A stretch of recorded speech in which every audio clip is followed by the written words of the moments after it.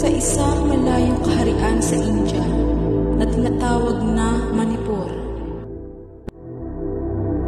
may isang prinsesang nagngangalang Chitrangada. Si Prinsesa Chitrangada ay isang mayumi, matulungin, magalang at mabait na prinsesa. Ngunit may isa siyang kapintasan. Siya ay pangit. Si Haring Amado lamang ang mag-isang nagpalaki kay Prinsesa Chitrangada. Bagamat mag-isa lamang siyang nagpalaki sa prinsesa, ay nasigurado niyang maayos niyang napalaki ang kanyang anak.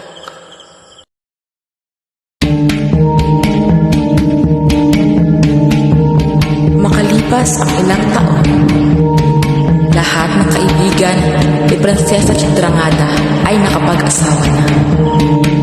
Waring siya na lamang ang nakakaligtaan ng Diyosa ng pag-aasawa.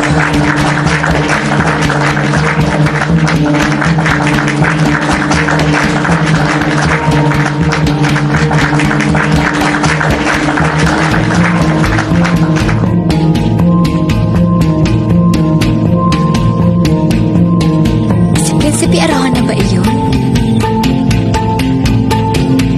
Prinsesa Chitrangada.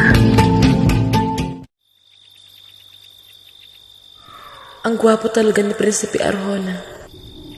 At ang kisig-kisig pa. Sana sa pagkakataong tayo bigyan ako ng pag-asa. Sa pagkakataon ng Diyos ng pag-ibig. Narinig ng Diyos ng pag-aasawa na langin ng prinsesa.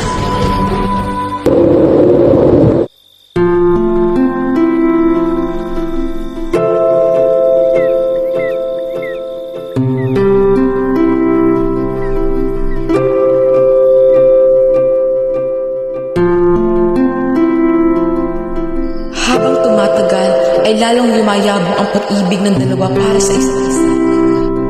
Hanggang sa ikinasal silang dalawa.